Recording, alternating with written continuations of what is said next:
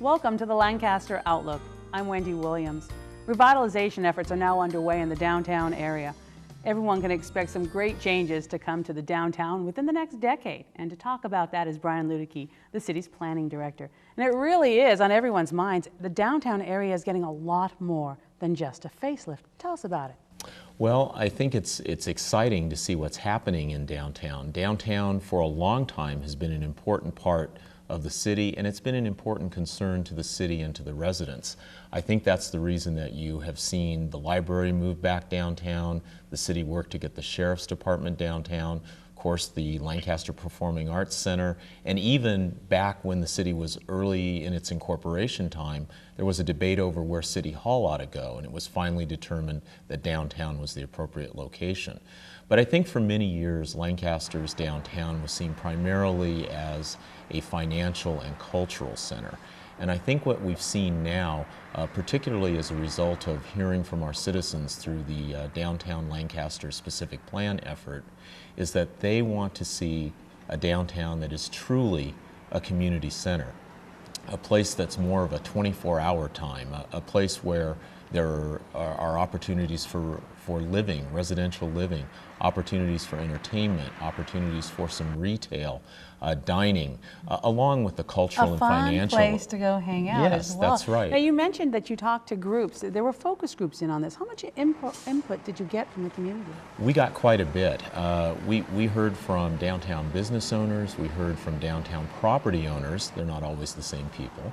We heard from people who've just been leaders in the community for a long time about what was important to them. What did they see downtown Lancaster as? And it was amazing the amount of emotional attachment that people have to downtown and their real desire to say, we want a center to our community. We want to make sure that our historic center doesn't die. But it's also important to note that what we heard is that the types of amenities that we're talking about bringing into downtown Lancaster, which is the same type of mix that you see, say, in Old Town Pasadena or on the 3rd Street Promenade in Santa Monica, are the types of amenities that what we call kind of the creative class are looking for, the people who come to your community, choose your community because of the living environment and bring with them their economic power, their ability to create new jobs, their ability to drive economic well-being within the community. So downtown is about more than just, hey, it's a fun place to be and I remember being here when I was a kid. It's really an important, vital part of the city's future. Both economically as well as culturally. Okay, so if you were to give a summary on the vision, what do you see? We're going to have a downtown where people can live, work, play, and enjoy it all within a walkable area that doesn't require them driving everywhere. Now, I hear it's kind of geared towards seniors. Is that a truth? That is not really the truth. Seniors are certainly a component of our downtown area. They've been certainly important in the revitalization effort so far. But I think what we heard from our residents and what we in the city are working to do is to make sure that it's a great mix of people that we have, a diversity of population, if you will. Young people want the same kinds of amenities downtown that people who are older want. A place to meet their friends, a place to hang out, a place to enjoy something different or really say, hey, where's the heart and soul of the community? Where can I go and see my neighbors? Well, you're getting me so excited. I want to go there this weekend. But I have a feeling it's not right around the corner. What is the time frame? It's going to take a number of years to get to that point, but you already see the beginnings of it happening. We have currently under construction artist lofts within the downtown area, hoping to attract that creative class that we were talking about. You've begun to see restaurants re-enter the downtown area. I'm amazed by the reaction that places like the Lemon Leaf have had with our downtown revitalization. People who are saying, hey, I never thought I'd come to downtown, but now I come there for that purpose. One of the other things that we are really trying to do through our specific plan effort is mix the uses more, to have more than just one reason to come downtown for people. We heard from a lot of people who said, oh, I love to come downtown for a performance at LPAC, or I come down because my bank is there, or I come because my children need to go to the library, or I need to go. What we really want to do is give people the reason to come here and say, hey, I have 3 or 4 things that I want to do.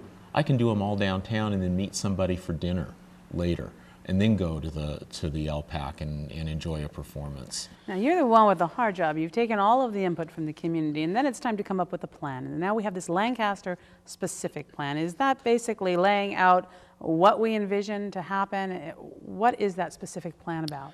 That specific plan has a vision in it that says this is what the community wants to see, but it also contains within it what's known as a form-based code, an important component that we think will retain downtown's unique identity.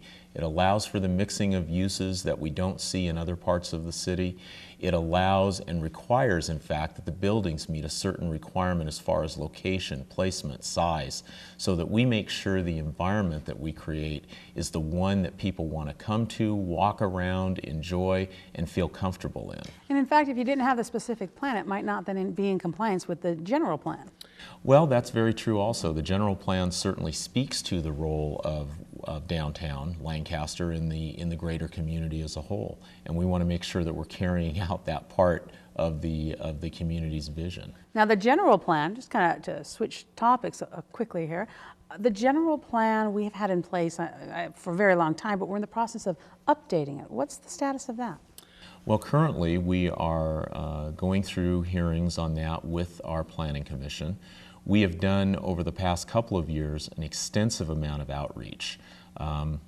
We've gone into the community, we've held community meetings, we've invited people to participate via the website for the general plan, trying to understand what people think are important issues and what we want and what they want to see in the future as a part of their community. And we've been very successful in identifying, we think, the important components of that, and have managed to even lay in front of people the idea of as you look at the future that you want for your community, what are you prepared to do to make sure that you get it? In other words, this kind of a trade-off issue, as we call it.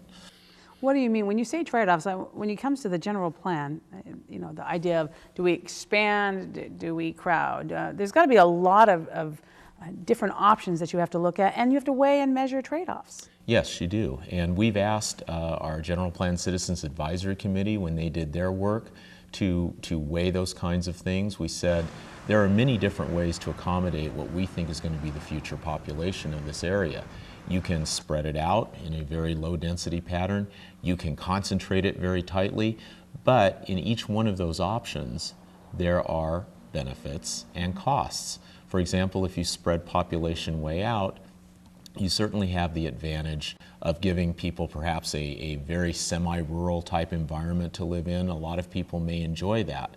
But at the same time, over the long term, they may pay much higher in the way of costs to maintain infrastructure or just in driving time from getting from one place to the other.